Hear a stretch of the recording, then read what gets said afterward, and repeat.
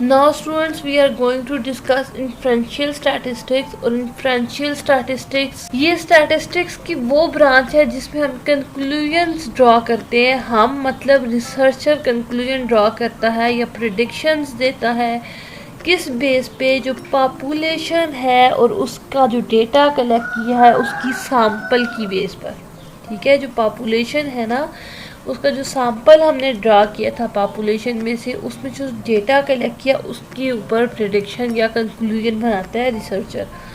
अब इनको जो डिस्क्रिप्टिव स्टैटिस्टिक्स को जो कि बियॉन्ड जो चीज़ें हैं, डिस्क्रिप्टिव स्टैटिस्टिक्स बियॉन्ड चीज़ है।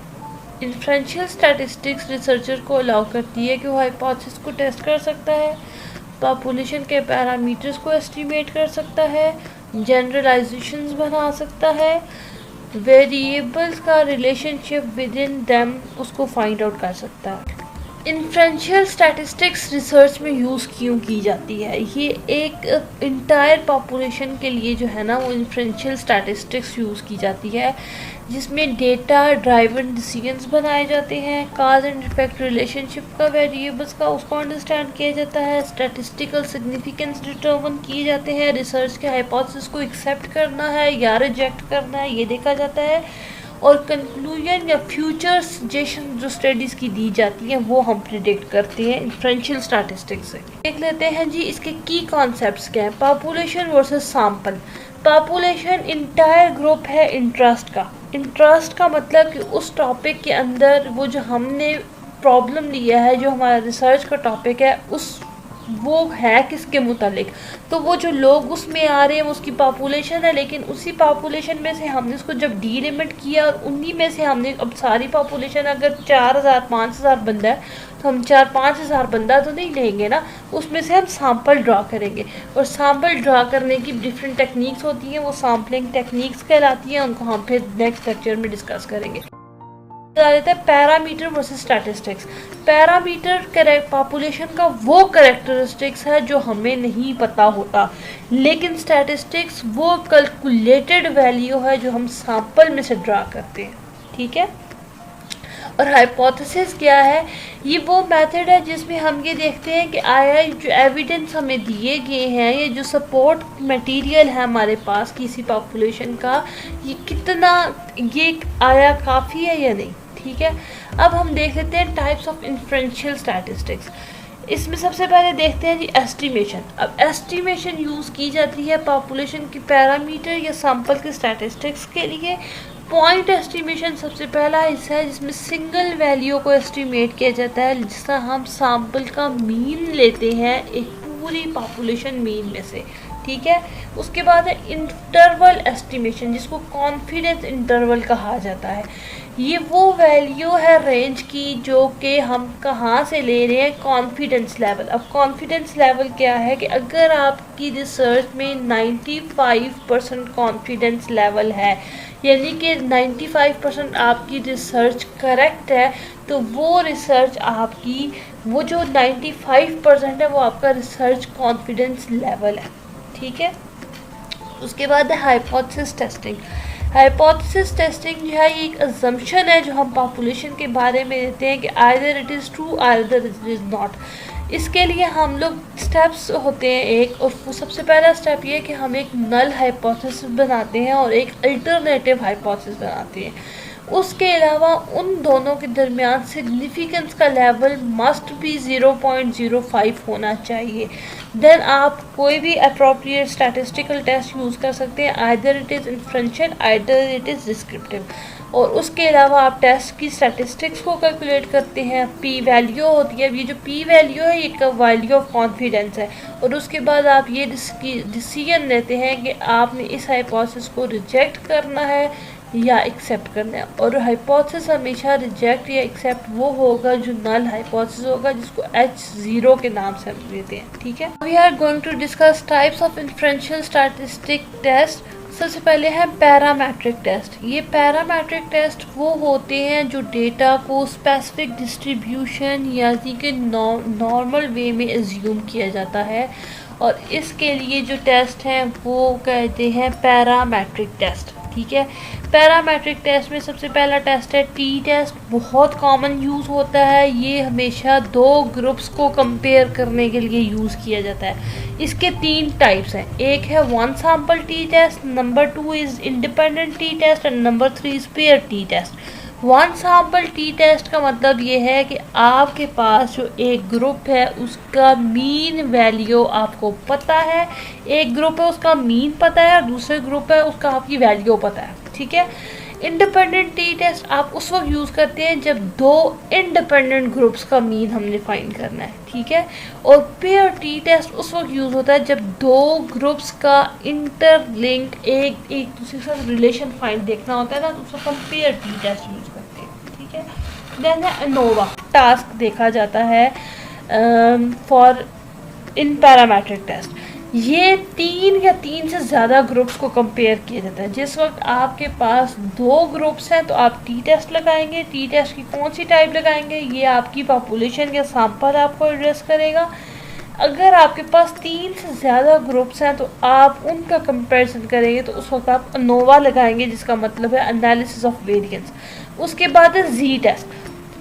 जी टेस्ट उस वक्त यूज़ होता है जिस वक्त सैम्पल साइज ज़्यादा होता है, लाइक थाउजेंड्स में आपकी वैल्यू है तो आप जी टेस्ट यूज़ करेंगे।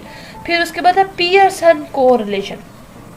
पियर्सन कोरिलेशन पे एक डिटेल वीडियो ऑलरेडी लगी है, मैं उसका लिंक डिस्क्रिप्शन में डाल दूँगी। ये आप उस वक्त लेते हैं जब आपने लीनियर रिलेशनशिप फाइंड करना है दो वेरिएबल्स के दरमियान। अब लीनियर रिलेशनशिप क्या है ये आगे डिस्कस करती हूँ।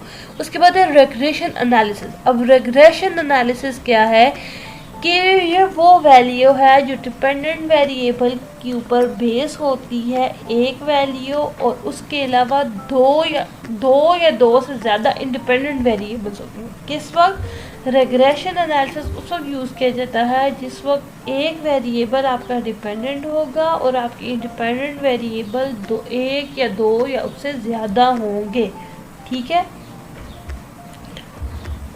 उसके बाद है जी non parametric test. Non parametric test उस वक्त हम यूज़ करते हैं जिस वक्त हम कोई अजम्पशंस नहीं देते, या जिस वक्त पैरामेट्रिक टेस्ट जो है वो फेल हो जाते हैं उनको यूज़ करने के लिए, तो हम नॉन पैरामेट्रिक टेस्ट यूज़ करते हैं। ये सारी चीज़ें SPSS के अंदर हैं, सॉफ्टवेयर के अंदर है। नंबर 1 है जी chi-square। chi-square ये वो टेस्ट है जो एसोसिएशन दो कैटेगोरिकल वेरिएबल्स के बीच में यूज़ होता है। जिस तरह मैंने बताया कि डेटा को मेजर करने के 3 लेवल्स हैं, nominal, ordinal, interval and ratio. तो उस तरह वेरिएबल्स की भी टाइप्स हैं। एक होता है कैटेगोरिकल वेरिएबल, एक होता है कॉन्टिन्यूस वेरिएबल। इस तरह के जो वेरिएबल्स होते हैं जिसमें कैटेगरीज बनाई जाती हैं, उस वक्त chi-square यूज़ किया जाता है, ठीक है। उसके बाद है मैन विटने यू टेस्ट। ये उस वक्त यूज़ किया जाता है जब दो ग्रुप इंडिपेंडेंट ग्रुप्स को कंपेयर करते हैं, यानी कि आपने दो इंडिपेंडेंट ग्रुप्स को कंपेयर करना है और आपको लगता है कि टी टेस्ट यहाँ यूज़ नहीं हो सकता, तो उस टाइम पे आप Mann Whitney U test use करते हैं, ठीक है। उसके बाद है जी विल्कॉक्सन साइन रैंक टेस्ट। ये दो रिलेटेड सैंपल ग्रुप्स को कंपेयर करता है, ठीक है। उसके बाद जो Wallis test, Kruskal Wallis test, ये दो या दो से ज़्यादा नॉन पैरामेट्रिक एनोवा की जगह यूज़ किया जाता है जिस वक्त आप दो या दो से ज़्यादा ग्रुप्स को कंपेयर कर रहे हैं, ठीक है। और उसके बाद जी स्पेयरमैन्स आर फॉर रैंक कोरिलेशन, और ये ऑर्डिनल या रैंक्ड वेरिएबल्स के लिए यूज़ का रिलेशनशिप फाइंड करने के लिए यूज़ होता है, ठीक है। अच्छा, अब देख लेते हैं जी थोड़ा सा रेग्रेशन एंड को रिलेशन एनालिसिस। ये एक रिसर्च की एक और ख़ास हिस्सा है। को रिलेशन जब आपने फाइंड करना है ना, मैंने को रिलेशन का रिसर्च का भी बताया है, जब आपने स्ट्रेंथ और डायरेक्शन मेजर करनी है ना वेरिएबल्स के दरमियान, तो आप उस वक्त को रिलेशन फाइंड करेंगे। जिस तरह अब रेंज है, अब कौन सा वेरिएबल पॉजिटिव साइड पे जा रहा है और कौन सा वेरिएबल नेगेटिव साइड पे जा रहा है। उसके बाद रेग्रेशन है। रेग्रेशन आप यूज़ करते हैं कि एक वैल्यू की, एक जो वेरिएबल है उसकी वैल्यू दूसरे पे डिपेंड कर रही है और आप प्रिडिक्ट कर रहे हैं, रेग्रेशन क्या है? रेग्रेशन का बता रही थी कि रेग्रेशन आप उस वक्त यूज़ करते हैं जब वक्त आपने वैल्यू को प्रिडिक्ट करना होता है किसी एक वेरिएबल की जो दूसरे वेरिएबल के ऊपर बेस कर रही होती है। ठीक है, रेग्रेशन की 3 टाइप्स है, एक सिंपल लीनियर रेग्रेशन है, एक मल्टीपल रेग्रेशन है और एक है लॉजिस्टिक रेग्रेशन।